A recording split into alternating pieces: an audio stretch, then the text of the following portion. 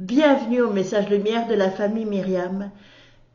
Nous sommes encore en route sur la lancée de Noël pour avancer dans la vie, dans ce chemin de sainteté auquel Jésus nous appelle. Et comme les disciples, nous sommes chemin faisant. Alors, d'abord, je voudrais te rappeler que nous sommes dans la semaine de l'unité des chrétiens. Alors, nous prions pour l'unité des chrétiens. Et aujourd'hui, on pourra voir comment Jésus nous appelle à être plus ardents, peut-être plus efficaces dans sur ce chemin de l'unité des chrétiens. Alors, dans l'évangile d'aujourd'hui, Marc chapitre 2, un jour de sabbat, Jésus marchait à travers les champs de blé, et ses disciples, chemin faisant, se mirent à arracher des épis. Les disciples marchent avec Jésus, comme toi et moi, nous marchons simplement dans notre vie ordinaire avec Jésus. Alors, les pharisiens se mirent à dire « Regarde ce qu'ils font le jour du sabbat, cela n'est pas permis. » Ils sont scandalisés. Mais Jésus leur dit « N'avez-vous pas lu ce que fit David lorsqu'il était dans le besoin et qu'il avait faim, lui-même et ceux qui l'accompagnaient ? Il entra dans la maison de Dieu et mangea les pains de l'offrande que nul n'a le droit de manger, sinon les prêtres, et il en donna à ceux qui l'accompagnaient. Alors Jésus leur dit, le sabbat a été fait pour l'homme et non pas l'homme pour le sabbat. C'est une grande leçon. Quand on pense que l'homme est fait pour le sabbat, que l'homme est fait pour respecter les règles, pour respecter la loi, alors commence le chemin de désunion. Mais lorsqu'on pense, on voit que tout ce que Dieu nous donne, c'est pour nous faire avancer vers lui, c'est pour servir à notre sainteté, alors nous sommes sur le chemin de l'unité. Suivre Jésus, partager ses journées, ça signifiait pour les apôtres qu'ils passaient par des moments difficiles.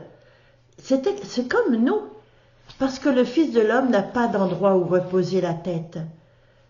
Mais cela ne signifiait pas, et cela ne veut pas dire que les disciples étaient accablés. Et nous non plus, nous ne sommes pas accablés ou opprimés par les événements, les circonstances de notre vie, du monde. Non, nous marchons avec Jésus et nous avançons main dans la main avec lui.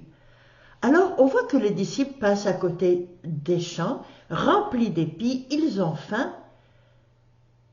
Alors, ils acceptent ce que la nature leur donne. Les disciples n'ont pas de grands problèmes parce que tout ce qu'ils font, ils le font sous le regard de Jésus.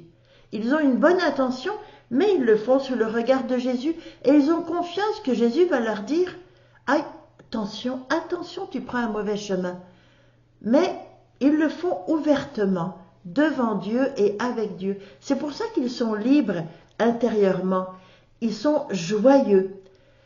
Et Jésus est très joyeux aussi de voir que les disciples ne sont pas opprimés, ne sont pas ligotés dans un carcan de lois, de préceptes. Il voit qu'ils sont à sa suite, mais libres. Et c'est ce que Jésus veut pour nous. Il veut qu'on soit capable de profiter des choses simples. Il veut qu'on soit capable de vivre entièrement sous son regard. Comme des enfants vivent sous le regard de leurs parents, puis les enfants font confiance. Si quelque chose n'est pas tout à fait adapté, les parents vont le leur dire et vont s'en occuper.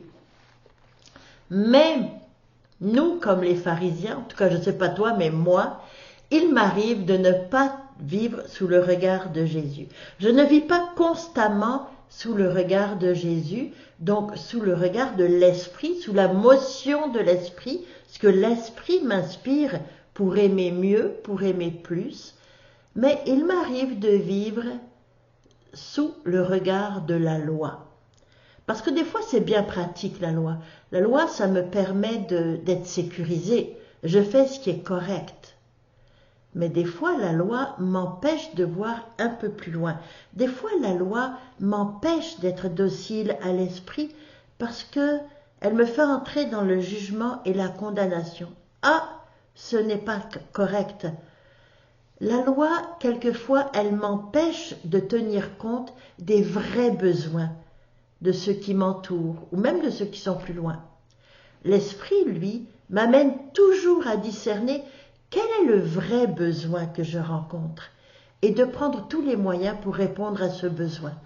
Alors, la loi devient un fardeau oppressant.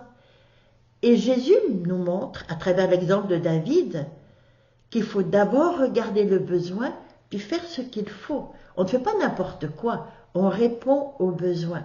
Alors, être avec Jésus, ça nous conduit à agir avec une profonde liberté intérieure. Jésus nous guide vers la liberté intérieure. Il nous fait apprécier les opinions, les idées, la façon que nous avons de vivre avec tel ou tel aspect, mais il nous ouvre à d'autres possibilités. Jésus place toujours devant nos yeux la priorité des besoins des autres, ceux qui m'entourent.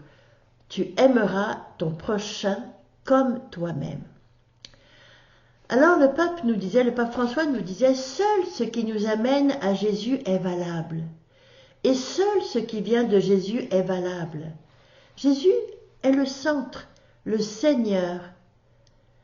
Alors, quand une action nous amène à Jésus, allons-y, faisons-la. Si un commandement, une attitude nous vient de Jésus, allons-y en toute confiance. Adoptons ce comportement, adoptons cette attitude. Mais si cela ne nous conduit pas à Jésus ou ne vient pas tout à fait de Jésus, alors ça devient dangereux. Ça devient dangereux parce que tout ce qui est humain, c'est pas toujours très pur, dirons-nous. Alors Jésus nous invite à une grande liberté intérieure. Mais pour être en sécurité dans la liberté intérieure, il faut beaucoup regarder Jésus, il faut être collé à Jésus, il faut beaucoup écouter l'Esprit. Beaucoup écouter l'Esprit. Il faut avoir une intimité qui va nous faire discerner si ça vient de Jésus ou pas. Mais la liberté intérieure est un très bon moyen de vivre d'une manière beaucoup plus intense ma relation à Jésus. Alors, c'est ce que je t'invite à vivre. Prends le temps maintenant de t'arrêter un petit peu avec Jésus, puis demande-lui, quand est-ce que Jésus, à quel moment, toi tu vois que la loi me ligote, et puis donne-moi la liberté de l'Esprit Saint, la liberté de celui qui aime de l'amour de Dieu. Passe une très très bonne journée, n'oublie pas de prier pour l'unité des chrétiens, et nous nous retrouvons demain. Au revoir.